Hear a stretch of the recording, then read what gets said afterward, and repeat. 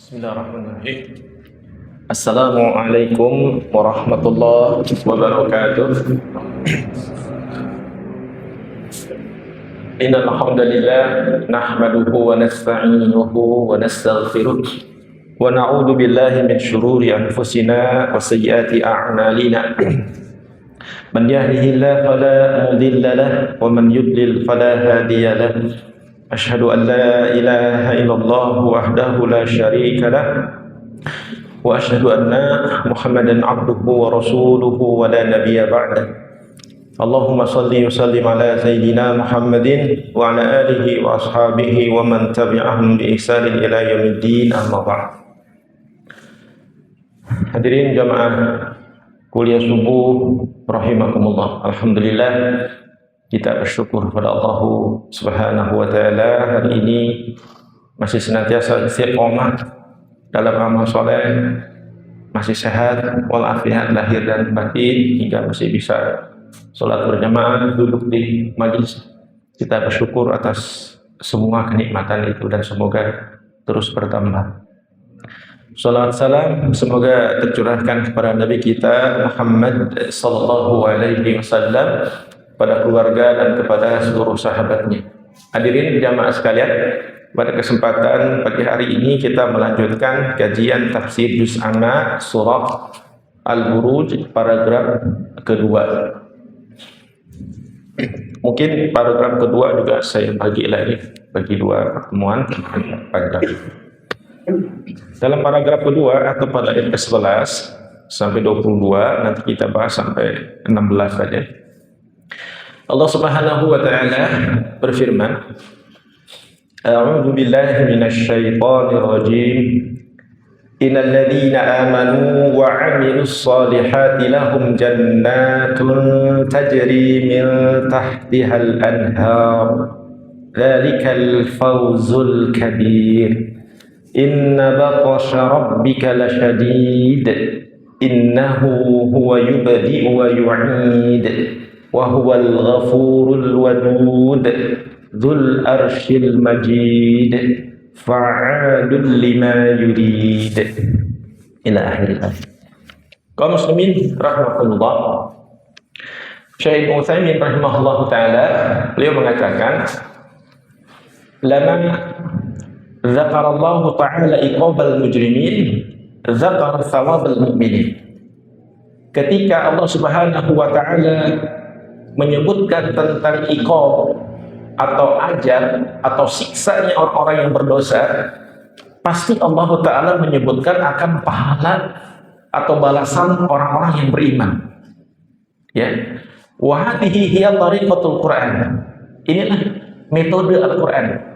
Ya, fi ardi targhib wa tarhib, dalam menampilkan at-targhib wa tarhib, reward dan punishment.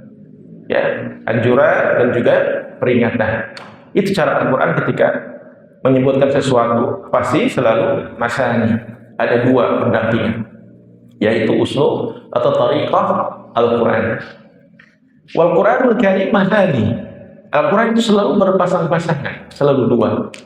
Tuzkaru fihil ma'ani al-mutaqabilah, ketika menyebutkan di dalamnya makna-makna yang saling bertentangan atau berpasangan. Fayudkaru fihi adabu ahli nar, maka disebutkan azabnya ahli neraka, wa na'imu ahli jannah, juga disebutkan kenikmatannya ahli surga. Ya, itu tariqahnya Al-Quran. Sifatul mu'minin wa sifatul kafirin, ketika disebutkan sifatnya orang-orang yang beriman, juga disebutkan sifatnya orang-orang kafir. Ya, min ajli an yakunal insan, agar manusia itu sa'iran ilallahi ta'ala bainal khawfi war raja, agar setiap manusia itu berjalan menuju Allah Ta'ala dengan memiliki sifat di antara rasa takut dan rasa harap. Al-khawf war raja, harus keduanya ada pada diri kita secara seimbang. Dalam kondisi tertentu mungkin salah satunya lebih menonjol, ya, tapi harus keduanya harus ada. Ya, bagaimana kalau ada seseorang hanya memiliki rasa khauf, takut, tapi tidak memiliki rasa roja, harap? Maka orang itu akan berputus asa dari rahmat Allah Ta'ala. berputus asa di rahmat Allah Ta'ala, ya dia merasa dosanya besar, sehingga akan membuat dia tidak mau lagi beramal. Putus asa.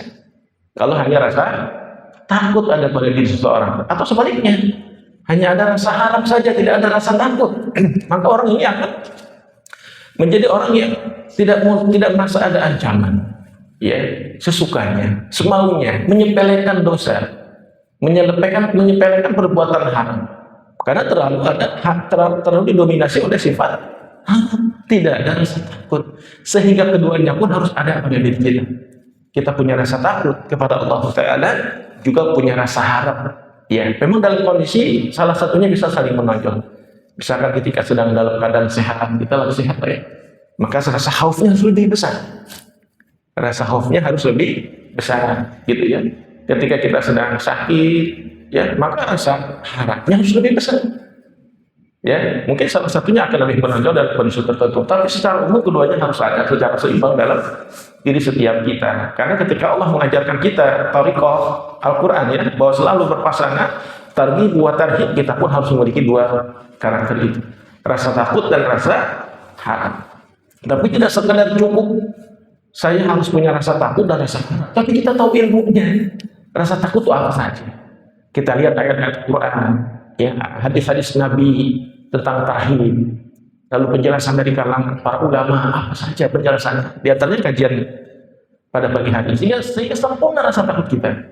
Ya, ketika kita ingin memiliki sifat raja harap, ya lihat ayat-ayat Al-Quran tentang raja, hadis-hadis Nabi tentang raja, sehingga rasa targhib kita akan lebih sempurna. Tapi jika hanya sekedar rasa saja, takut sama Allah, tahu tak takut itu apa? Apa dalil-dalilnya? Apa kata para ulama? Nggak tahu. Nah, tidak mungkin dua hal ini akan ada berada dari kita dalam keadaan baik-baik saja. Tidak mungkin, harus disertai dengan ilmu. Kaum muslimin, kemudian Syekh Ibnu Utsaimin mengatakan, melanjutkan, faya'rifu ni'matallahi 'alaihi bil Islam. Maka dia akan mengetahui nikmat Allah dengan Islam, wa yazdada nasyatan fi ta'atillah. Maka akan bertambahlah rasa semangatnya dalam menjalankan ketaatan kepada Allah. Ya, wa ya'rifu hikmatallahi ta'ala fi wujudi haula'il kafirin al-mujrimin. Ya, dan mereka pun akan mengetahui hikmah dari Allah Ta'ala dengan adanya orang-orang kafir yang berdosa ini. Sehingga apa? Wa yazdad hadran min dzalik. Sehingga bertambahlah rasa waspada dari diri kita. Karena kalau kita ingat dan menyebut atau mengangkat ayat-ayat azab di dalam Al-Quran, cenderung disempatkan kepada mereka. Seperti pada kajian-kajian sebelumnya, azabnya Allah ancamkan kepada penduduk Makkah ketika mereka mengingkari Nabi Shallallahu Alaihi Wasallam. Ya, kaum muslimin rahimakumullah. Kemudian Allah Taala mengatakan, ya, dalam ayat 11-nya, Innal ladzina amanu, sesungguhnya orang-orang yang beriman, sesungguhnya orang-orang yang beriman, humul ladzina amanu, mereka adalah orang-orang yang beriman kepada billah, kepada Allah, wa malaikatihi wa kutubihi wa rusulihi wal yaumil akhir, beriman kepada Allah, malaikat, kitab, rasul, hari kiamat, wal qadari khairihi wa syarrihi, fa inna hadha huwal iman. Ya, juga beriman kepada qadar dan qadar, maka ini akan disebut dengan iman. Ya. Fassarahu an-nabi sallallahu alaihi wasallam wa ala alihi wasallam hina sa'alahu Jibril 'ala iman. Rasulullah menjelaskan tentang hal ini ketika malaikat Jibril bertanya tentang iman. Ya, mahwal iman, apa itu iman? Maka kata Nabi, antu'mina billah wa malaikatihi wa kutubihi wa rusulihi wal yaumil akhir wal qadar khairihi wa syarrihi. Ya, iman itu adalah beriman kepada Allah, malaikat, kitab, rasul, hari kiamat, qadar dan qadar yang baik ataupun yang buruk. Tapi beriman kepada semuanya tanpa mencederainya, Bang. Ya, artinya kita beriman dengan baik. Ya, kita memiliki keimanan yang baik tentang Allah. Kita pelajari tentang sifat-sifat, tentang asma wa sifatnya dan sebagainya. Kita kaji. Ya, kita mempelajari tentang iman kepada malaikat, kitab-kitabnya, rasulnya, hari kiamat, qadar dan qadar itu apa saja yang Allah Ta'ala kabarkan dalam Al-Quran dan hadis. Bukan sekedar iman, tapi nggak pernah tahu ilmunya terkait dengan kalimat rukun itu. Kalau kita tidak tahu, boleh jadi akan lahir seperti golongan-golongan sesat. Ada yang mengingkari iman kepada Rasul, misalkan Ahmadiyah, ada nabinya Mirza Ghulam Ahmad. Ada Al-Qiyadah Al-Islamiyah, itu Ahmad Mossadegh dapat wahyu di Gunung Bunder setelah 40 malam bertapa misalnya. Atau Lia Eden Salamullah mengaku mendapatkan wahyu dari malaikat Jibril, mencederai iman kepada Rasul. Ada juga yang mencederai iman kepada qada dan qadar, seperti aliran Qadariyah yang mengatakan bahwa Allah tidak ikut campur dalam urusan kehendak kita.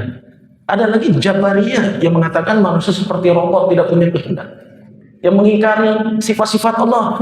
Jahmiyah tidak percaya akan sifat-sifat Allah, yang mencederai perkara-perkara gaib, ateis atau ingkar sunnah, yang tidak percaya kepada hal yang gaib. Itu karena keimanan mereka tidak disertai dengan ilmu, sehingga keimanannya cacat, hanya percaya di lisan tapi tidak dibuktikan dengan perbuatan. Karena kita tahu iman itu tasdiqun bil qalbi, yang membenarkan dalam hati, ya, wa qaulun bil lisan, diucapkan dengan lisan, wa amalun bil jawari, dan diamalkan dalam amal perbuatan, agar menunjukkan bahwa dia benar-benar beriman.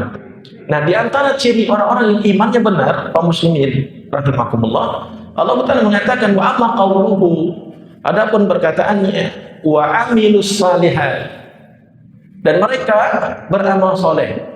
Fal muradu amilu a'malas salihah, maksud daripada beramal kebaikan, al a'malus salihah hiya allati buniyat 'alal ikhlasi lillah. Maksudnya adalah amal soleh yang dibangun di atas keikhlasan kepada Allah. Ya, amal soleh itu maksudnya amal soleh, amal yang baik dibangun di atas keikhlasan kepada Allah.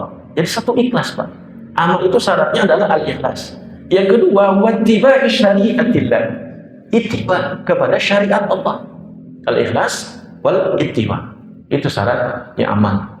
Faman amila amalan asyraka bihi ma'allahi ghairahu fa'amaluhu mardudun alaih. Ya. Maka siapa yang beramal dengan amalan syirik kepada Allah dengan yang selainnya, maka amalnya mardud. Mardud.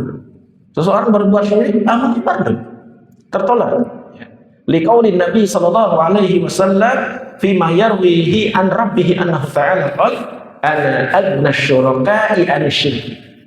Saya tidak membutuhkan, ya, asyarikat, pelaku syirik tidak membutuhkan. Man amila amalan asyraka fihi ma'i ghairi taraktuhu wa syirkahu. Barang siapa yang beramal dengan amalan syirik, ya, denganku selainku, maka aku akan tinggalkan jadi dengan syirikatmu. Allah tidak membutuhkan, syarikat. Sehingga siapa yang berbuat syirik kepada Allah Ta'ala dalam amalnya, maka dia marfu, tertolak amalnya. Wa amal mutaba'ah, adapun mutaba'ah, yakni mengikuti Rasulullah sallallahu alaihi wasallam, li Rasuli sallallahu alaihi wasallam, fa inna man amila amalan laisa syari'atillahi fa innahu batil mardud. Ya, kata Syekh Utsaimin mengutip hadis, ya, adapun dalam konteks mengikuti Nabi, maka beliau mengutip sebuah hadis, siapa yang beramal dengan amalan yang tidak ada dalam syariat Allah, maka amalannya batil, mardud. Ya, seperti tadi golongan Qadariyah, Jahmiyah, Jabariyah, ya, Al-Qiyadah Al-Islamiyah, Ahmadiyah, jelas-jelas itu, ya, tidak ada dalam syariat Allah, maka batil amalannya, mardud. Liqaulin Nabi sallallahu alaihi wasallam, sesuai dengan perkataan Nabi, man amila amalan laisa alaihi amruna fa huwa raddun. Barang siapa yang beramal dengan suatu amalan yang tidak ada amruna, perintah kami, maka dia tertolak. Ini dikutip oleh Imam Nawawi dalam kitab Al-Arba'in An-Nawawiyah, mungkin sudah terbahas di kajian pekan keberapa itu. Ya, maka siapa yang beramal dengan amalan yang tidak ada amruna, kata amru itu perintah, maka para ulama khilaf dalam hal ini.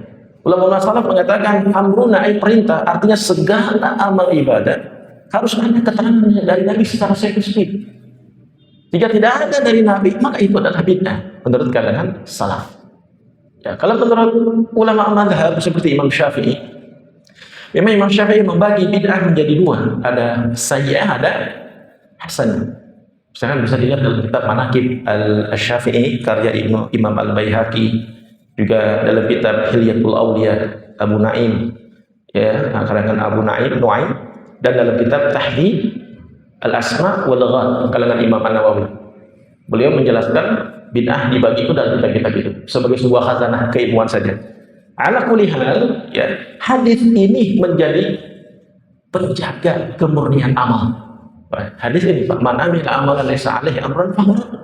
Menjaga kemurnian amal, sehingga orang tidak boleh sembarangan beramal kecuali ada amruna, perintah dari kami. Ya. Wa bina'an ala dzalik, berdasarkan hal itu, ibadatul mura'i alladhi ya'budullaha lakinnahu yura'in nas. Ya, berdasarkan hal itu maka ibadahnya orang yang ria, beribadahnya orang yang ria, yang mereka menyembah Allah dengan tujuan ria, ingin dilihat oleh manusia, ayyadharu al-ibadata liyarahu an-nasu fayamdahuhu wa huwa la yuridu at-taqarruba ila an-nas ila an-nas. Yang mereka menampakkan amal mereka agar dilihat oleh manusia. Agar dilihat oleh manusia sehingga manusia memujinya. Setelah ketika manusia memujinya, dia GR. Karena itulah yang diharapkan. Dia senang dengan pujian itu.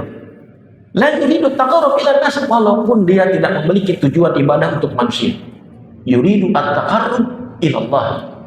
Orang itu bertakarubnya atau mendekatkan diri murni kepada Allah. Murni kepada Allah.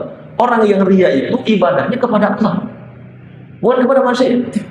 Ya, mereka beribadahnya kepada Allah, yuridu an yamdahun nas, tapi ingin dipuji oleh manusia, ada taqarrubihi ila Allah, atas kedekatannya kepada Allah, wa ibadatihi lillahi fahadha mura'in wa amaluhu mardudu wa ibadah. Ya, ibadahnya kepada Allah, ingin dipuji atas ibadahnya kepada Allah, dan ini adalah ria, amalnya mardud. Ria itu mardud, tertolak, kan? Gitu ya. Kemudian kaum muslimin rahimahumullah, wa kadzalik man takallama bi kalami Qur'anin, siapa yang berbicara tentang perkataan Al-Qur'an, au dzikir atau zikir, rafa'a sautahu, mengangkat suaranya dengan keras, liyasma'ahun nas, agar didengar oleh manusia, fayamdahuhu 'ala dzikrillahi fahadha aidan mura'in, agar didengar oleh manusia lalu manusia memujinya, maka ini pun ria. Ya, menyebutkan Al-Quran, berzikir dengan suara yang keras, ya, agar manusia memujinya, maka ini pun ria. Ya, maka dia itu sesuatu yang tersembunyi dan kecil, Pak.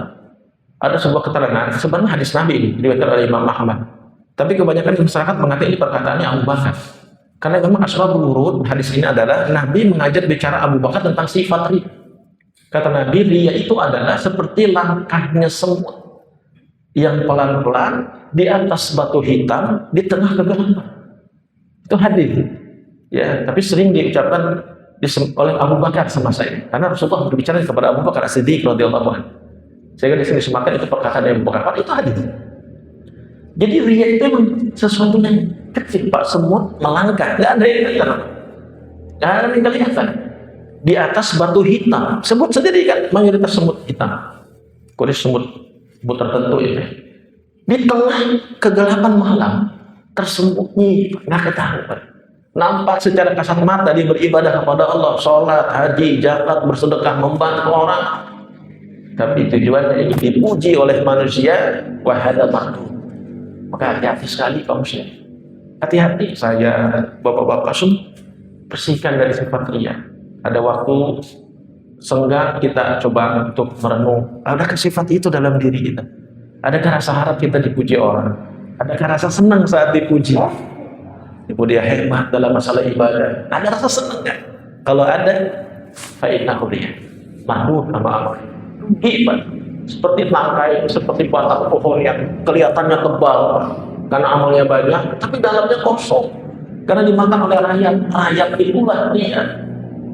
Amalnya kelihatan banyak, ya, beribadahnya kelihatan luar biasa, tapi dia habis amalnya, Pak, kosong, ya, karena amalnya mardud, tertolak, ya, dan tidak diterima oleh Allah Subhanahu Wa Taala. Jadi orang ria itu kaum muslimin beribadah kepada Allah, ya, tetapi amma man ta'abbada linnas, kalau ada orang beribadah kepada manusia, itu bukan ria. Fahada musyrikun syirkun akbar. Jadi orang itu beribadahnya kepada Allah, beneran, ya, tapi ingin dipuji orang, ingin disanjung orang, gitu. Kalau orang beribadah kepada manusia, maka musyrikun syirkun akbar, yakni man qama yusolli amama syakhsin, siapa yang sholat di depan manusia ta'ziman lahu, ingin mengagungkannya, la lillah, bukan kepada Allah, wa raka'a li syakhsi, ruku kepada manusia, wa sajada li syakhsi, ruku kepada manusia, fa hadza musyrikun syirkan akbar mukhrijun 'anil millah. Jelas itu syirik besar, mengeluarkan pelakunya dari agama. Ya, kalau orang sholat kepada manusia, jelas untuk manusia, itu bukan riya, syirik. Kalau orang beribadah kepada Allah disertai rasa ingin dipuji, itu baru riya. Ya. Kemudian Syekh Ibnu Utsaimin mengatakan, wa man ibtada'a fi dinillahi ma laysa minhu, siapa yang berbuat bid'ah di dalam agama Allah Ta'ala yang tidak ada dasar darinya, kama law rattaba adhkaran mu'ayyanah, walaupun itu menyusun zikir-zikir tertentu fi waqtin mu'ayyan, dalam waktu-waktu tertentu, fa inna dzalika la yuqbalu minhu, maka hal itu tidak diterima di sisi Allah Ta'ala. Menurut Syekh Ibnu Utsaimin rahimahullahu ta'ala, hatta walau kana dzikrullah, walaupun itu zikir kepada Allah, tasbih, tahmid, takbir, tahlil, lakinnahu rattabahu ala wajhi lam tarid bihi sunnah, dari dia menyusunnya, melakukan tata cara ibadahnya yang tidak disebutkan dalam sunnah, fa inna dzalika laisa maqbulan indallahi azza wajalla, enggak diterima. Maka dasarnya adalah as-sunnah ay ad-dalil, ada dalilnya. Setiap ibadah itu harus ada keterangan dalilnya dari Nabi. Itu adalah bentuk kehati-hatian. Mungkin ada sebagian saudara kita di tanah air yang berijtihad atau mengambil dari banyak ulama, ya kita hormatilah mereka ya. Tapi menurut saya kurang berhati-hati. Tapi kalau kita ingin berpegang di atas sunnah, di atas dalil, itu bentuk kehati-hatian. Tapi hati-hati juga, jangan merasa diri paling benar. Jangan gampang menyalahkan orang, jangan bersurut untuk saling mengejek satu sama lain. Ya, itu biarlah dikaji oleh para ustaz, para alim, para ulama. Kita mah para pembelajar beramal saja. Kalau mau kasih tahu dengan cara yang baik, begitu. Ya, karena saya lihat di media sosial luar biasa ya, perselisihan dan sebagainya. Saya ingat dulu juga Pak, di beberapa banyak kampung dulu ya, ketika kajian-kajian keislaman belum begitu banyak di masyarakat, seperti NU dan Muhammadiyah atau kelompok-kelompok tertentu yang banyak di Indonesia ini, sering berselisih satu sama lain. Tapi alhamdulillah seiring dengan waktu, di mana kajian keislaman sudah mulai banyak, di antara mereka sudah saling menghormati satu sama lain. Nah, jangan disulut lagi dengan hal-hal yang lain. Dia itu tugas para ulama mengkajinya. Ya, kalau kita ingin ajak diskusi, ajak berdebat dengan cara yang baik dan sebagainya, Pak ya.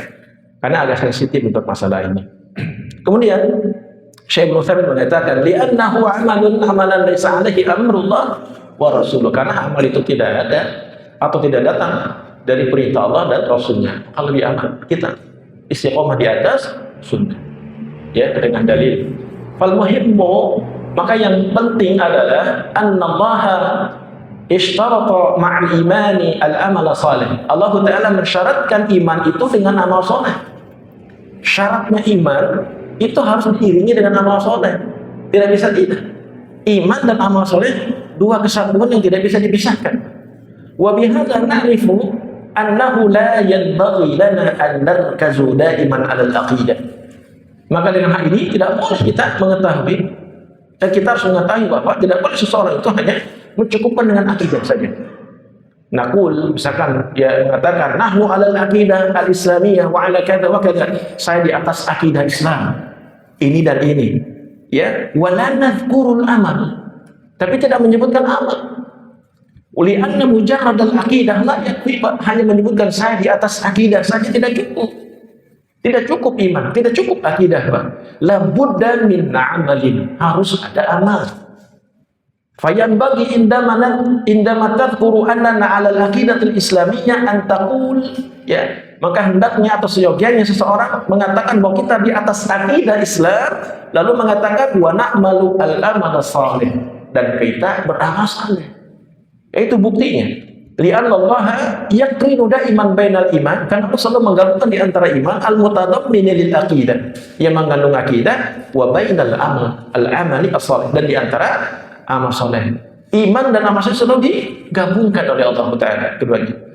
hatta la yakhluwal insanu min amal salih, sehingga seorang manusia tidak kosong dari amal saleh.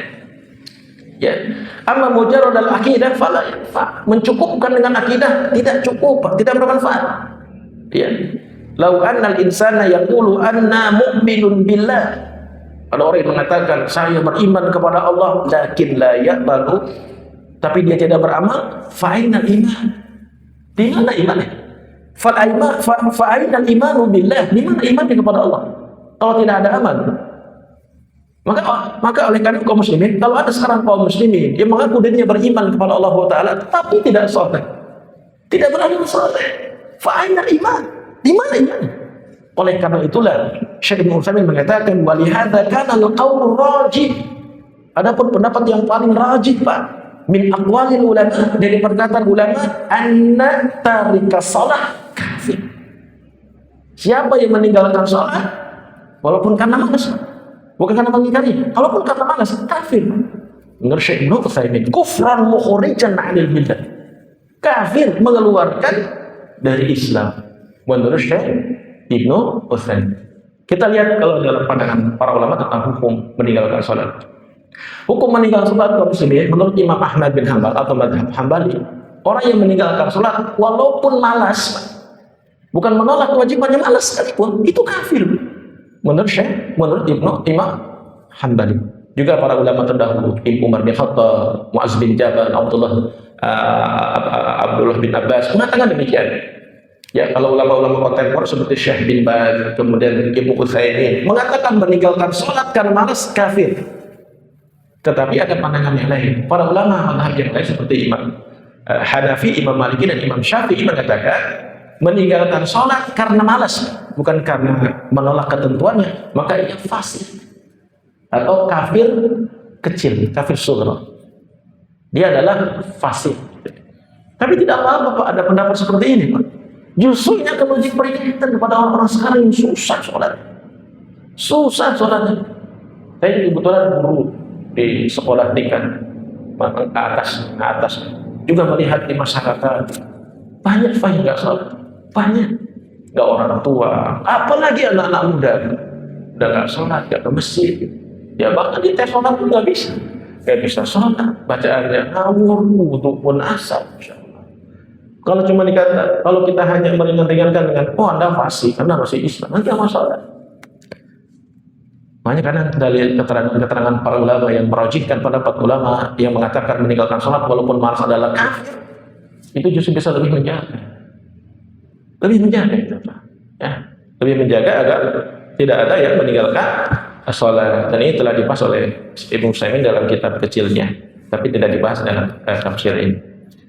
Kaum muslimin rahimakumullah, dan mereka orang-orang yang beriman dan beramal saleh, lahum jannatun tajri min tahtihal anhar. Mereka akan mendapatkan surga-surga yang mengalir di bawahnya sungai-sungai. Lahum, bagi mereka, yakni indallah, lahum itu di sisi Allah, jannatin tajri min tahtihal anhar. Surga-surga yang mengalir di bawahnya sungai-sungai. Wa dzalika ba'dal ba'thi. Fa innahum yadkhuluna hadhil jannah, itu adalah setelah kebangkitan, nanti hari kebangkitan setelah hari kiamat, ya, maka mereka akan masuk ke dalam surga allati fiha ma la ainun ra'at, yang tidak pernah dilihat oleh mata, wala udhunun sami'at, tidak pernah terdengar oleh telinga, wala khatara ala qalbin bashar, dan tidak pernah terbetik dalam hati manusia. Dia akan dimasuki oleh orang-orang yang beriman dan beramal saleh. Bahkan menurut Ibnu Utsaimin dalam tafsir sebelumnya, ayat-ayat sebelumnya, bahwa surga itu kaum muslimin itu bisa dilihat di dunia. Surga bisa dilihat di dunia. Kapan Pak? Ketika hendak menjelang meninggal dunia. Dalam tafsir sebelum, surat sebelum. Ketika orang hendak mau meninggal dunia, itu surga diperlihatkan. Orang bisa melihat surga. Tentu orang-orang yang beruntung di antara kita, ya. Di antaranya adalah tadi beriman juga beramal soleh. Yang amal solehnya berlandaskan keikhlasan dan ittiba, bersih daripada riya dan syirik, gitu ya. Maka dia mendapatkan surga dengan karakter tadi. Pada Allah Taala mengatakan, ya Allah, ayat ini dia selalu membangkitkan keimanan kita. Fala ta'lamu nafsun ma ukhfiya lahum min qurrati a'yunin jazaa'an bima kanu ya'malun. Maka mereka tidak tahu, Pak. Mereka tidak tahu, seseorang tidak pernah tahu ma'ukhfiya apa yang disembunyikan Allah bagi mereka. Min qurrati a'yunin, dari sesuatu yang enak dipandang, dari sesuatu yang menyenangkan untuk dilihat, jazaan bima kanu ya'malun, sebagai balasan dari apa yang mereka kerjakan. Jadi akan ada balasan dari Allah Ta'ala ma'ukhfiya, yang disembunyikan.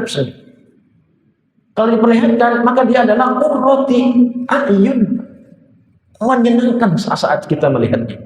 Yaitu dalam Quran surat As-Sajdah ayat 17. Wa qala Allahu fil haditsil qudsi, Allah berkata dalam hadis qudsi, a'adattu li ibadi as-salihin, aku menyiapkan untuk hamba-hambaku yang soleh mala ainun ra'at, apa yang tidak pernah terlihat oleh mata, wala udhurun sami'at, tidak terdengar oleh telinga, wala khatara ala qalbin bashar, tidak pernah terbetak dalam hati manusia. Li anna fiha minan na'im, karena kenikmatan di dalamnya mala yatasawwaruhul insanu wallahu ta'ala yadhkuru fil jannah, tidak akan pernah tergambarkan atau terbayangkan oleh manusia, karena Allah Ta'ala menyebutkan itu hanya ada di surga.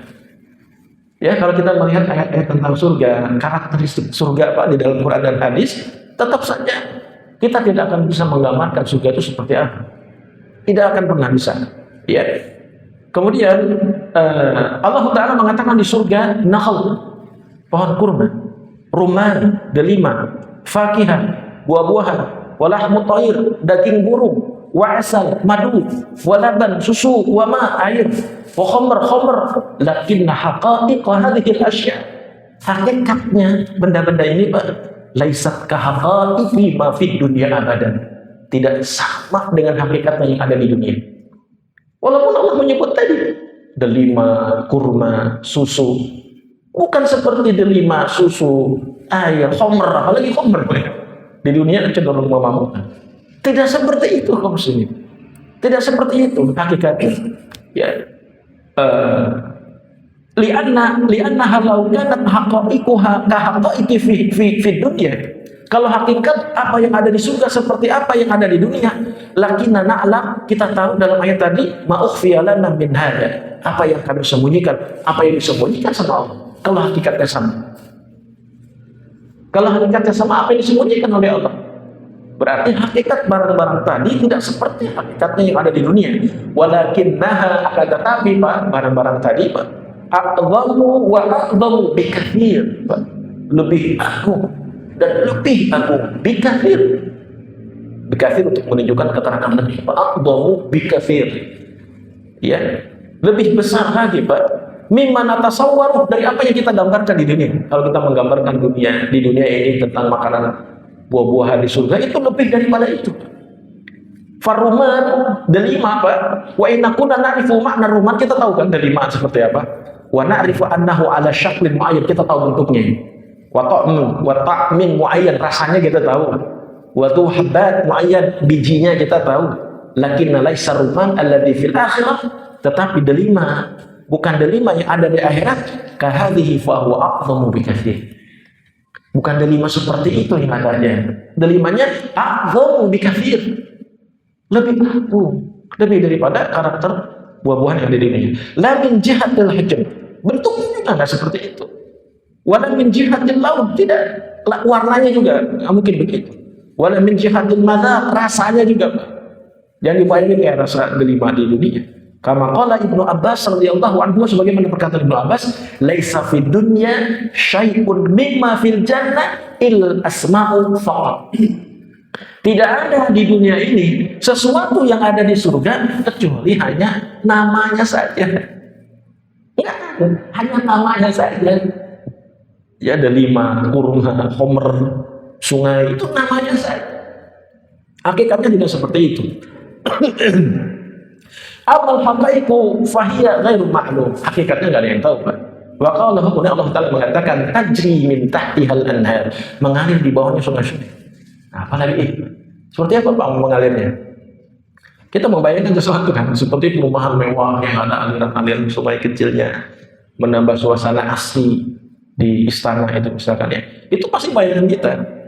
Qala ulama, berkata ulama, min tahtiha, yakni di bawahnya, ay min tahti asydariha, di bawah pohonnya. Ya, wa kusuri, di bawah istananya, wa ila fahiya ala sathi fauqu, bukan di atas daratan. Sungai yang mengalir di surga itu bukan di atas daratan. Summa hadhil anhar ja'a fil ahadits. Kemudian tentang sungai-sungai di surga ini datang dalam sebuah hadis, annaha la tahtaju ila hafin. Sungai di surga tidak butuh galian, karena di surga nggak ada legokan. Sungai di surga tidak butuh galian. Tidak ada galian.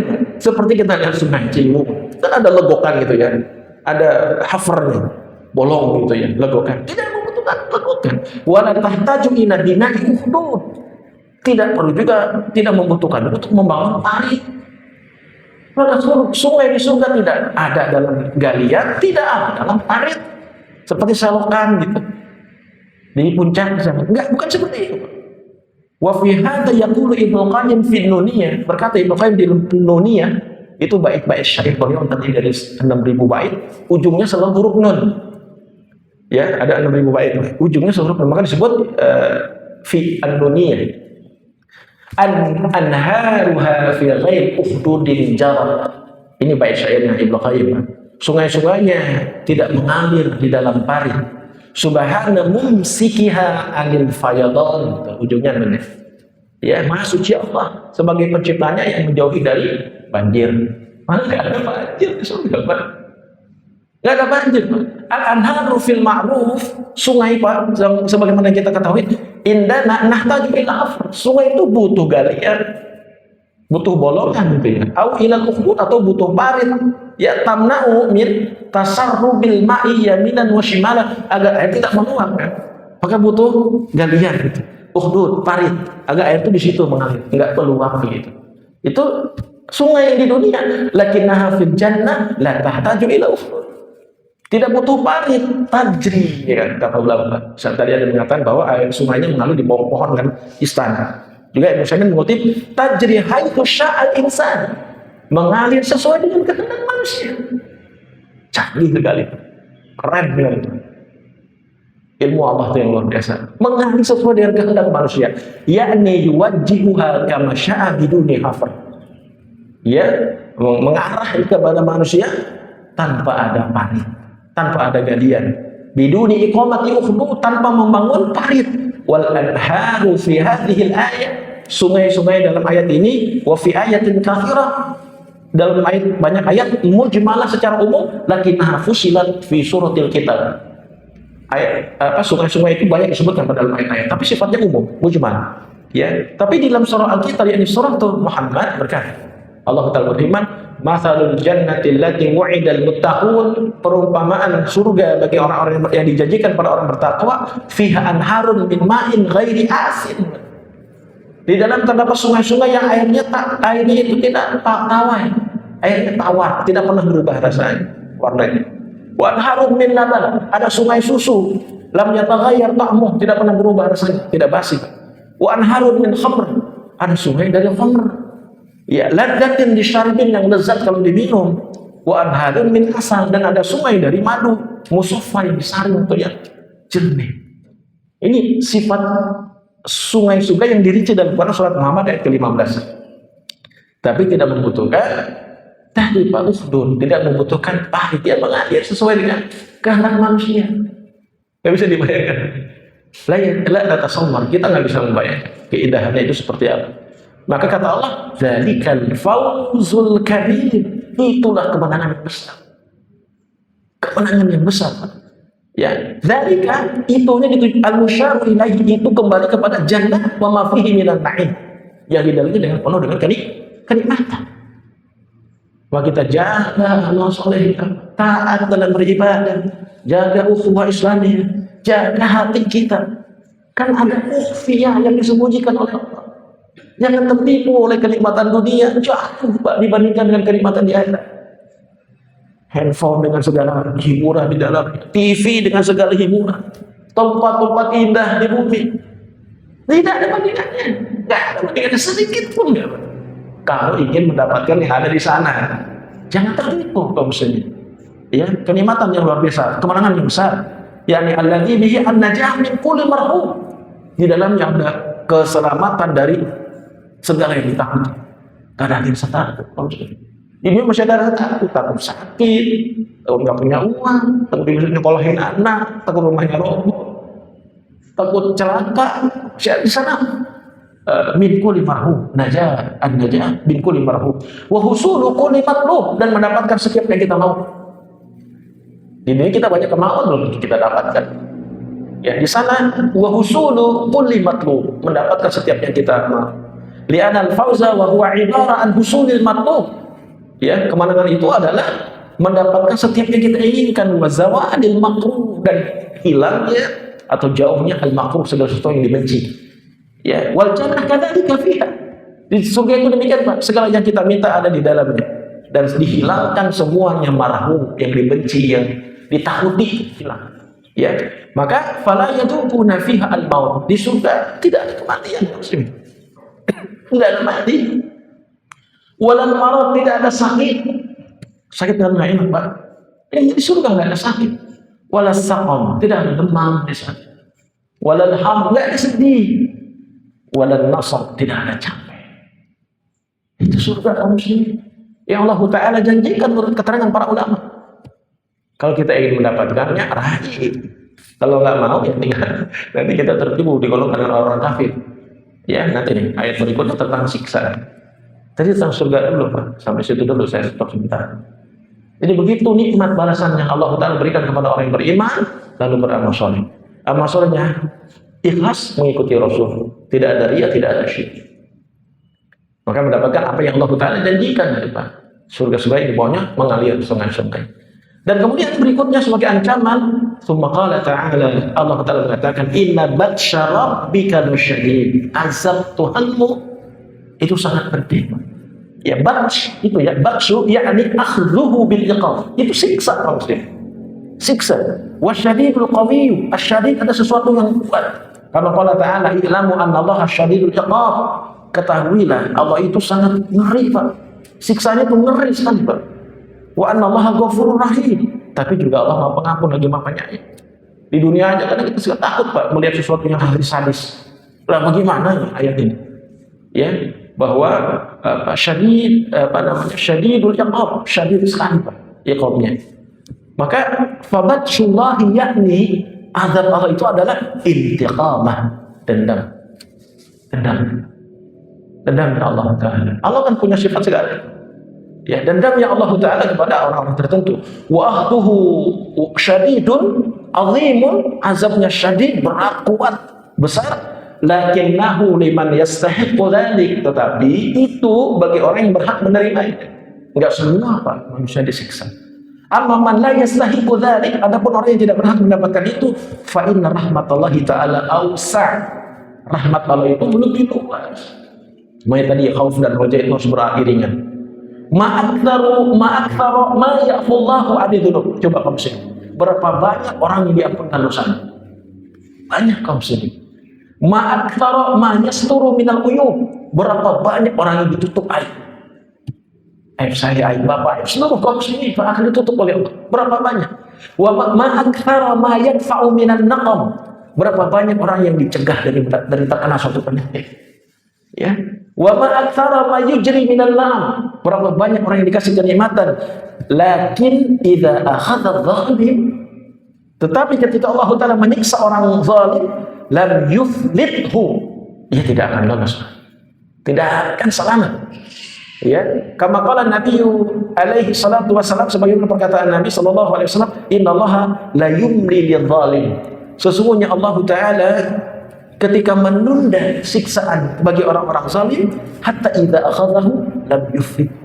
Ini ketika Allah Ta'ala menghukumnya nanti tidak akan pernah lolos dan tidak akan bisa selamat. Kalau ada orang zalim sekarang, Pak, masih hidup enak gitu, Pak, ya. Belum Allah hukum, Allah tunda, Pak. Tapi nanti pada saatnya lam yuflithu, nggak bisa lari, nggak bisa lolos. Dunia bisa nyogok ini nyogok itu, Pak, biar selamat dari hukuman. Di akhirat lam yuflithu, nggak bisa lolos ini. Karena aja, Pak. Ya, wa ta'ala qauluhu ta'ala, kemudian dibacakan firman Allah Ta'ala, kadzalika ukhudhu rabbika idza akhadha al-qura min zalimah wa hiya zalimah inna akhdahu alimun syadid. Ya, Maka demikian pula ketika Allah Ta'ala menyiksa suatu negeri karena kezalimannya, sesungguhnya siksa Allah itu alim. Itu pedih Pak, alim itu pakai alif ya. Alimun syadid, pedih dan berat. Ngeri Pak siksa Allah itu Pak. Wa ala hadza naqul, maka dalam ayat ini fanaqul kita katakan batsya rabbik, ya siksa dari Tuhanmu, ai fi man yastahiqul batsy, bagi orang yang berhak mendapatkan siksa. Amma man la yastahiquhu, adapun orang yang tidak berhak mendapatkannya, fa innallaha ta'ala yu'amiluhu birrahmah, yang tidak berhak mendapatkan azabnya, Allah memperlakukannya dengan kasih sayang. Kasih sayang Allah itu tinggi sekali, luar biasa. Tapi kalau sudah murka kepada orang zalim, itu tidak akan pernah meloloskannya.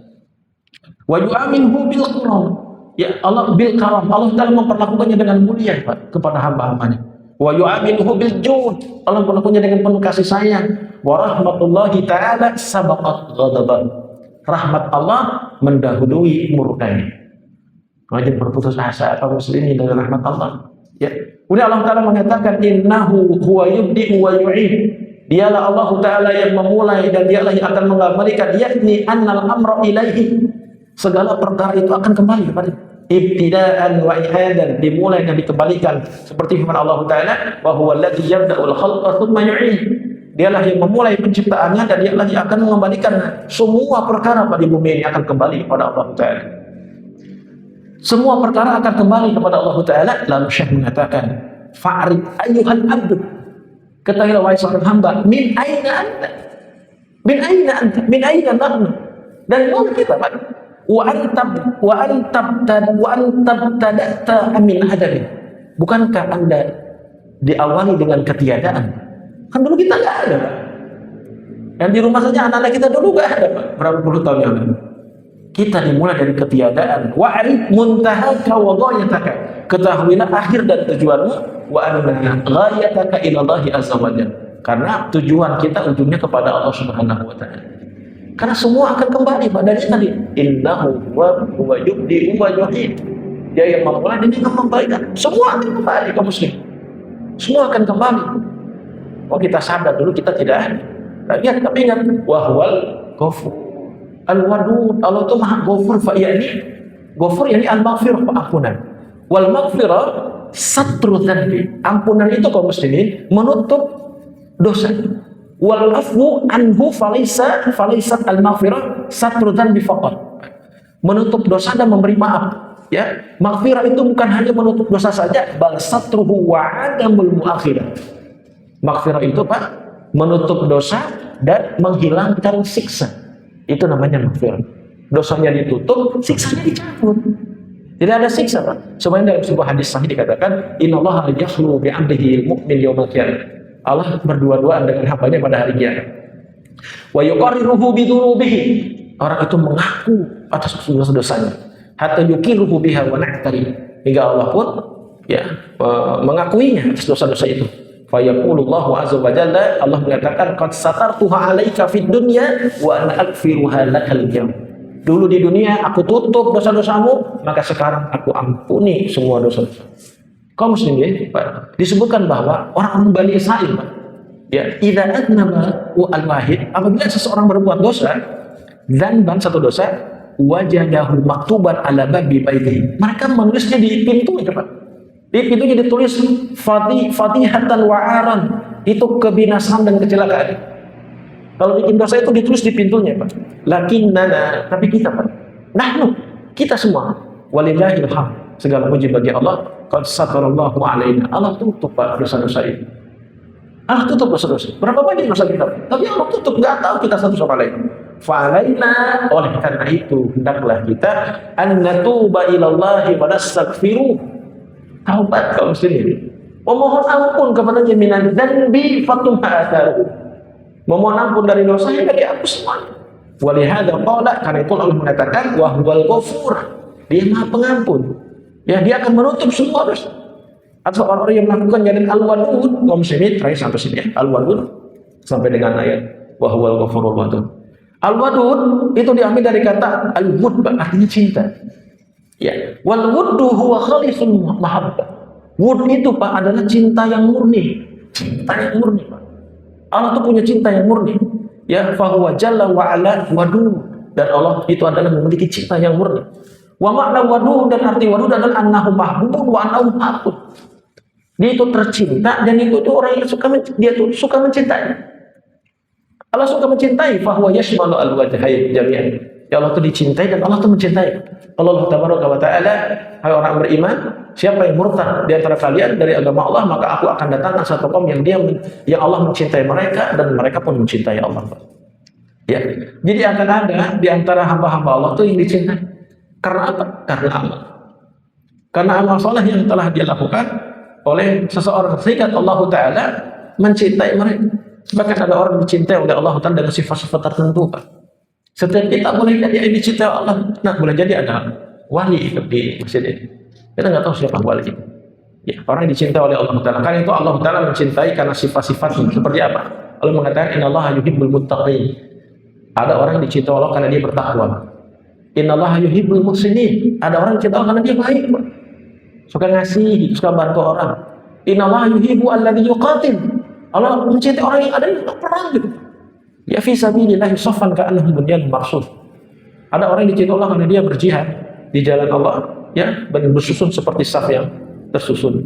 Ya, jadi Allah mencintai seseorang tuh mencintainya karena mausufun bi sifat. Mereka disifati dengan sifat-sifat tertentu.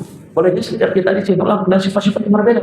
Ada dicintai karena dia alim gitu, Pak, ilmunya tinggi, ada yang karena sholatnya, ada yang karena hatinya, ada karena baik sama orang lain, ada yang karena ibadahnya, ada karena saumnya, ada yang karena tilawahnya. Ya, maka lakukanlah amal soleh dengan rasa cinta kepada Allah, karena nanti Allah Ta'ala akan mencintai kita. Kalau Allah sudah mencintai kita, kita menjadi walinya. Ya, Allah akan jaga di dunia dan di akhirat nanti. Kaum muslimin, betul yang tadi saya katakan. Paragraf kedua ini tidak mungkin dibahas. Ini 1 jam nih. Kita baru sampai, tadi rencananya sampai ayat 16, ternyata sampai ayat 14. Ya, khawatir terlalu lama gitu ya. Nanti malah tidak terserap oleh bapaknya. Nah, udah capek mungkin ya. Nanti saya insyaallah sambung ayat tafsir berikutnya, ayat ke-15 sampai ayat ke-22 insyaallah bulan depan ya. Demikian kaum muslimin rahimahumullah, kajian tafsir surah Al-Buruj paragraf kedua ayat ke-11 dan sampai ayat ke-14. Semoga kita semua bisa mengambil manfaat dari kajian dari tafsir yang ditulis oleh Syekh Muhammad rahimahullah taala, dan kemudian kita berdoa kepada Allah agar kita digolongkan sebagai orang-orang yang bertakwa yang kemudian mendapatkan cintanya. Wallahu a'lam bishawab. Cukup? Ya, kita tutup doa kafarat. Subhanakallahumma wa bihamdik asyhadu an la ilaha illa anta astaghfiruka wa atubu ilaik. Hadanallahu wa iyyakum. Wassalamu alaikum warahmatullahi wabarakatuh.